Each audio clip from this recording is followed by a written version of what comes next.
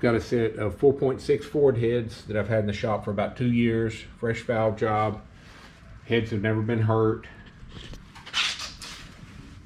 The casting number, there's the casting number on them. I've got all the stock parts for them. I need to get them out of the shop. They've just been sitting here before they get ruined. I really don't want to throw them away. I would take $300 for them. Assembled with the stock parts, and you pay the shipping to wherever they have to go to, or come by the shop and pick them up. If you want to put springs or anything else on them, you'd have to let me know, and either I can buy a set of springs and you got to pay for springs and retainers or whatever other parts you want to put in them, and I could use those parts to assemble them, and still, you know, $300 for the heads, but you're going to have to furnish or have me buy whatever springs and retainers you want put on them. Just let me know if anybody's interested. You can leave it in the comments or email me, and we can figure out how to get that part done. I appreciate it. Customer dropped off the second crankshaft. The first one he received came in a box that looked like it had been dragged behind a truck and run over. Checked it for straight. It was bent. Called the company. They said send it back. You had to send it back before they'd send another one. So they shipped the second one this way. Wrapped in bubble pack with a couple of wooden pieces on the end. Taped with packing tape.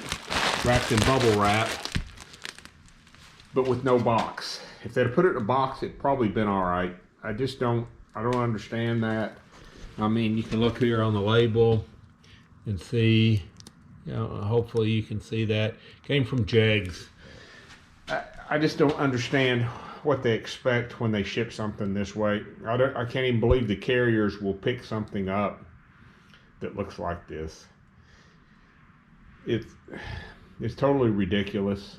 I'm sure this one's probably bent. I'll get it out of the package and check it and see. But I mean, flop it over here. You can see the end of the crankshaft there. It's probably got no telling what kind of damage to it. But we'll check it out and see.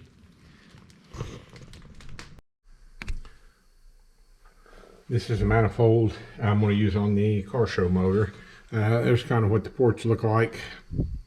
Now, got them scribed up to fit the heads. And I'm going to go back and port match these to the ports in the head. Don't claim to be a porter, but I can definitely match this up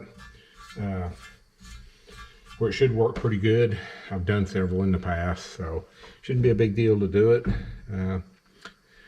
Just show everybody what it actually is and what they're getting when they buy tickets.